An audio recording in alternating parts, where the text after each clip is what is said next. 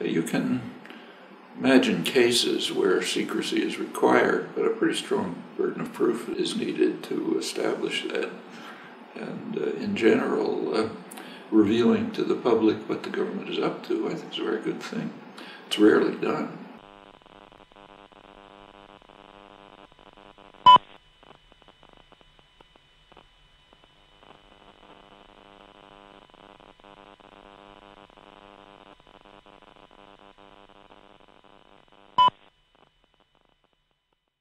Someone uploaded a lot of material to WikiLeaks.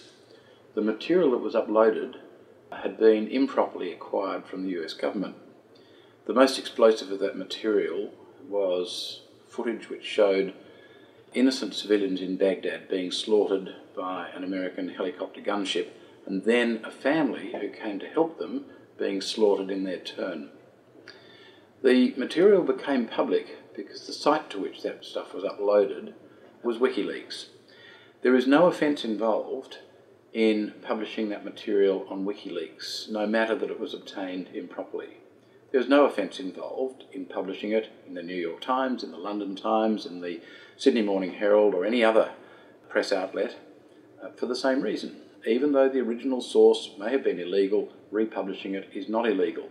That was established in the United States Supreme Court in the 1970s in the Daniel Ellsberg case concerning the Pentagon Papers.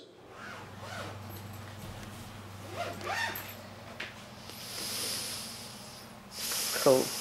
That'll do. Alrighty, so Daniel, you had something to show me. A book. Oh, that was just, I'll show you the book, yeah. Go down there. You call it the den down here? No, office. Just your office, yeah. Former. Oh, so many books in here too. Yeah, this is where my real everything. We've got a whole other room of books. Oh wow! Look at the titles: Cold War, bombing civilians. Hey Daniel, did you hear the really good news last night? No. You know that film Incident in New Baghdad? I don't. It's a film that was about Ethan McCord, and he was the soldier on the ground that went I know, yeah. rescued the two children. But there's a film about him? Yes, a short film, and it's won a whole lot of awards. It's been nominated for an Oscar. Oh, that's fabulous. Isn't that great? Yeah, I'd like to see that. Daniel Ellsberg. There may be complex reasons why governments lie, and senators vote for things they do not personally agree with.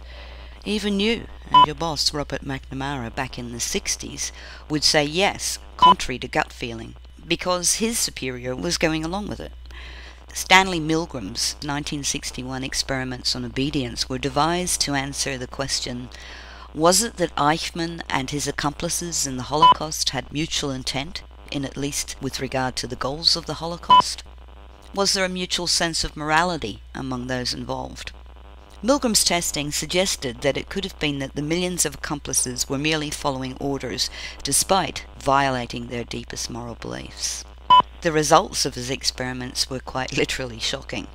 Repeated many times in many situations over the years, they revealed that 61 to 66% of people would inflict severe physical harm on another if instructed to do so by someone in a position of authority. An interesting variable emerged, however. When the victim's physical immediacy was increased, the participants' compliance decreased. Whistleblowing obviously makes the victim's plight more real, and many report that their activism, largely in the form of citizen journalism, began after viewing the WikiLeaks film Collateral Murder. In your opinion, does the informational wealth and immediacy of the internet, live streaming in particular, take things that one vital step forward in terms of the viewer's potential for empathy? Evil, my God, genocide, Bush, Constitution, democracy. Some of these things are almost antiquated, aren't they? Constitution. Constitution, yeah, the former Constitution. Oh, massacre. Goodness gracious. Obedience. This might be the section we're looking for, This is the book I was mentioning to you. But this is very relevant to the Milgram stuff you were talking about, Crimes of Obedience, yeah, by Kelman and Hill. You don't know that? And here's the Milgram. These are just a few notes on obedience. My God. This is a talk I gave like this. Oh, this is a very long interview on the Milgram stuff that I did. I have whole boxes of notes on the obedience experiments because they were so important to me. Yeah. Do you think they're unethical? Oh, no. The experiment requires that we continue. Go on, please. Don't the man's health mean anything? Whether the learner likes it or not, we must... But he might be dead in there. I mean, some people can't take the shock, sir. Please continue. I don't tend to be rude, but I mean, I think you should look in on them. All you gotta do is look at the door. If I don't get no answer, no noise, something I think has happened to the gentleman in there, sir. We must continue. Go on, please. You're gonna keep giving what, 450 volts every shot now? That's correct. Continue. The next word is white. Come on, fire. White. 450 volts. Shoot. The Milgram experiments I became aware of as an explanation of something that had puzzled me very greatly from 1968 on. My friend Mort Halpern, he remarked to me that essentially the people who believed in what we were actually doing in the way of bombing Vietnam and the 500,000 troops we had there, he said the people who believe in that are Johnson, Walt Rostow, Dean Rusk, and Westmoreland in the military. And he said, that's all. So I said, so we sat there, we each had very wide networks, trying to think of perhaps someone else that might fall into that, other than those four, and presumably there were some others that we didn't know. But we couldn't think of anyone else. And yet, 1968 was the heaviest bombing of the war. At that point, we had dropped 3.2 million tons of bombs on Indochina, compared to 2 million in all of World War II. There were 4.5 million tons to go. 2 more World War IIs after the Tet Offensive, which convinced Walter Cronkite and nearly everybody else the war was stalemated, hopeless, and should be ended. And this was done by people, virtually all of whom knew that it was achieving no benefits whatever. So I had this great question in my mind, how could this be? I was doing what I could to get us out of there at that point. How could it be that people were dropping bombs and ordering the bombs, knowing that they were achieving nothing by doing so? As they did, nothing. Made no, except, of course, kill a lot of people. Well, Milgram seemed to me to give a very strong answer to that. Basically, the Milgram experiment is, we can now see, from the perspective of a country that has engaged in explicit torture on a vast scale, we can see that it was an experiment in the motivation of torturers. That is, what does it take to get an ordinary person, or more or less chosen at random, to be a torturer? Because what is being done in the Milgram experiment is torture, although it's presented in a different frame. I've never seen in all the literature on this anyone draw attention to the fact that of all the thousands of subjects, and I would say now you have tens of thousands of people who've done this all over the world with pretty much the same results in culture after culture, not one is ever reported to have taken active steps to stop the experiment. At most, they stop their own participation. And remember, that is not put to them initially as an option. They have to go outside the terms to which they've agreed, which is to continue going on up to 450. They have to invent the idea of stopping, which a lot of them do eventually. No one seems to have invented the idea of saying, this can't go on. I'm going to report you. Who is your boss? Or simply, instead of getting out of the chair and leaving the device and leaving the room, going to the other room where the supposed subject is, opening the door and finding out whether the person has in fact died, or at least fainted or had a stroke. Remember, there's silence for about the last 100 volts of this experiment. They don't know what has happened, and they say they don't know. And they're worried. This man has a heart condition. Not one is ever reported to have investigated the actual, what's happening to the other person, or saying, this can't go on and you can't do this anymore. Not just, I'm not going to do it, but you're not going to do it. As many people do in the government. They turn to another line of work because they're disgusted with what's going on. They even leave the government for a while. But they don't do something that would prevent them from coming back in.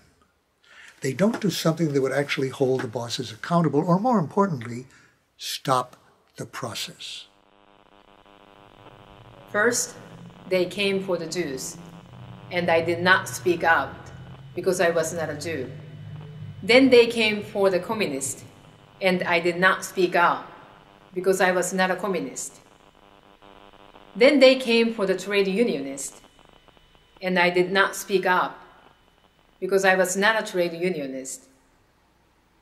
Then they came for me, and there was no one left to speak up for me. Growing up in Australia, one of the things that was always impressed upon me was that we were a brave country.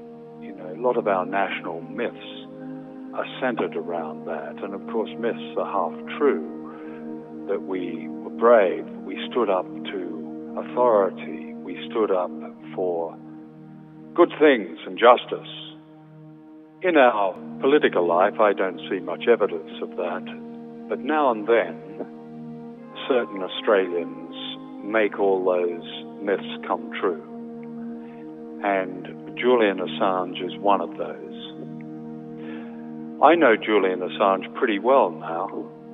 I see him several times a week in all sorts of situations, discussions about his case here in London and various other things.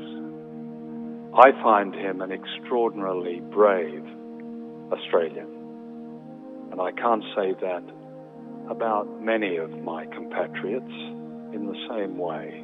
I'm not saying that there aren't brave Australians, but I can't think of any that has really been so unusually brave as Julian. I mean, brave in weathering everything that he has had to go through. As he described it recently, the worst year of his life. Brave in standing up to a superpower. I've had some experience in that myself, so I know a little bit about it. Brave in starting a project that he knew would get him into trouble. The best kind of trouble. The kind of trouble that informs people, that respects their right to know about those who govern them, those who make war in their name. So when he started Wikileaks, he knew that it was going to be a rocky road. And one of the things that, of course, almost has never come out of the generally appalling media coverage of Julian and WikiLeaks is the reason for WikiLeaks. It had a moral base. It was about justice. It's written, he wrote it on the homepage of the first WikiLeaks. And it wasn't necessarily finely defined, but to use that expression, he nailed his colors and the colors of WikiLeaks to the mast. This was going to be about justice. It was about seeking justice through letting people know what is going on, to letting people know what those who have power of their lives are saying. I can't tell you how brave this is. Many people have tried to do this and failed. Julian has succeeded, actually, because the information that he has got out to people all over the world has made a difference. We can't exactly quantify the difference. We don't have to. Because information is not necessarily quantifiable. It drips through, it percolates, it gets into people's consciousness, they internalize it, and above all, it gives them the strength and the knowledge and the power to act. And nothing changes in the world without that information, nothing. It has to come first. And he has become an extraordinary provider of that information. He should be, if we regard the place we were born and grew up in as some sort of special thing, I suppose it is. I'm not sure I'm a terribly strong nationalist, but if we are to talk of brave Australians who have given something to the rest of humanity, then Julian is that person. He deserves, at the very least, the support of ordinary people right throughout his country.